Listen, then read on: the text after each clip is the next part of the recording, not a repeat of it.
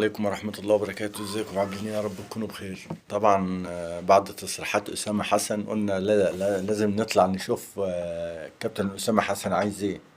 طبعا كابتن أسامة حسن بيفاجئنا ان دوري أبطال أفريقيا ضعيف.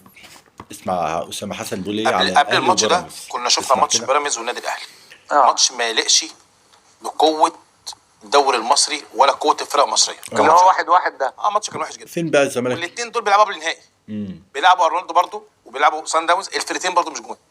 فانا بالنسبه لي نهائي شايف فرقتين تعبانين النهارده. كابتن ماتش هو بيقول كده. ومستوى الفرقتين الاهلي تعبانين. وبيراميدز مع بعض ضد بعض بيقول كده. احنا فاصبح بقينا البطوله بزمن بالنسبه لي كل اللعيبه السوبر انا السوبر. بتكلم عن اللي فرقتين غلب بتوع الاهلي جنوب افريقيا. ايوه انا اللي بتكلم على اربعه. وصن داونز بالنسبه البطولة لي الوحيدة اللي البطوله واخدها دلوقتي من اللعيبه الزمالك السوبر كلها في طلعت على اوروبا. 2016. هو عنده أي حد بطولة واخدها واي حد بيوصل النهائي واي حد يوصل الزمالك. فين بقى الزمالك؟ اي حد. اشمعنى النادي الاهلي اللي جنوب بيوصل افريقيا نهائي بتدخل يعني؟ التاريخ انا بقول لك على اي حد حد، عنده الزمالك. لعيبة مش شرط سوبر. النادي يعني الاهلي. اسلام بوش اللي لسه تعال مطلع من شفت السوبر الكونفدرالية بتاع شفت ده الماتش اول النهارده؟ مرة انا يصعد، شفت الماتش كويس وفريق لسه النهارده بقاله كابتن 5 امام عاشور عمل سنين ماتش طالع. حاجه. اسمع امام عاشور ده زملكاوي مش دعوه بالاهلي، لاعب الزمالك. لا ما مالنا لاعب الزمالك خلاص الصف. بقى، كان زمان مش عارف كان مش عارف زمان. نقول المهم هو ايه من الناس دلوقتي دي. ادى في النادي الاهلي شايف ان الحقيقه. زي ما انا الفريقين كنت بعتقده بيراميدز امام عاشور والاهلي يستحق اللي انت النهارده. طول مش عمرك حلوين. بتتكلم عليه كويس. واورلاندو لا وصن داونز دول الفتره مش الفتره حلوين. الاخيره لما بعد فريق عن ضعيف المنتخب وبطولة ضعيفة. يلعب ماتشين كويس طب فين واربعه لا. الزمالك ماتش منها؟ كويس النهارده. طب انت اقدر فين؟ اقول امام عاشور ثبت فين من اقدامه الزمالك؟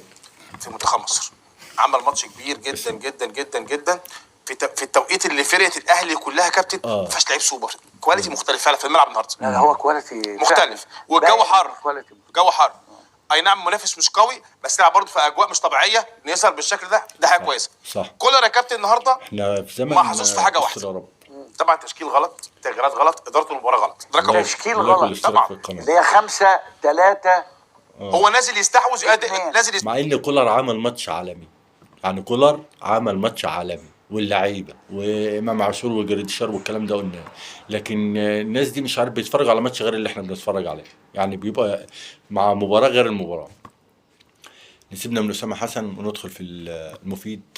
طبعا صن داونز بيبدا كده لقاء الاهلي في العوده في ماتش العوده. وكمان صن داونز مرعوب من الاستاد. مرعوب من الاستاد والجماهير اللي هتبقى موجوده في الاستاد. صن داونز قلقانين قوي لانهم شافوا الاهلي قدام العين الاماراتي في استاد القاهره. هو استاد الرعب استاد القاهره. استاد الرعب استاد القاهره. اي فريق بيجي من بره بيجي في وسط لو 30,000 متفرج بس. واتمنى يكونوا طبعا 50 و60 ويكون الاستاد مليان. وبرضه قدام بيراميدز اتمنى ان الاستاد يتملي بس طبعا لو راحوا له 10 يبقى حلوين. بيراميدز مش محتاج فعلا الجماهير. صن داونز بقى كل الفريق استعدادات تامه. وطبعا قلق ان يجيب فيك جون هنا في مصر في استادك هنا بنجيب جون هتبص تلاقي الدنيا اتغيرت والماتش اتغير. طبعا ربنا يستر كده وايه ويعدي على خير. وطبعا خلاص الاهلي خلاص مع كابتن محمد حمدي لاعب الزمالك خلاص. محمد بيقضي فتراته وراجع انبي والاهلي بيدخل في الصفقه جامده. وكمان كوتيسا خلاص الزمالك بيخلص فيه وخلال الايام اللي جايه دي هتلاقيه موجود في الزمالك. كمان شفنا الاهلي بيدخل في محمد توفيق وبيخلص فيه وخلاص بنسبة 85% مخلص فيه وهيجي الزمالك وهيجي الأهلي. كمان إمام عاشور والعرض اللي جاله الأهلي لسه بيدرسوا. كمان في زيزو هيقعد النهاردة الاثنين مع الكابتن محمود الخطيب. النهاردة الاثنين زيزو معزوم في بيت محمود الخطيب. في 3 شركات اعلنوا اعلان مع زيزو. يعني 3 شركات هيعملوا اعلان مع زيزو. 3 شركات. وايام ما كان في الزمالك ما فين نسأل على المسؤول كان طلع له في اعلان يبقى حلو. فال3 شركات طبعا خلاص اتعاقدوا معاه وطبعا خلاص قدم نفسه في مؤتمر عالمي بطريقة الاهلي. كمان والده هيبقى معاه في اعلان من الاعلانات.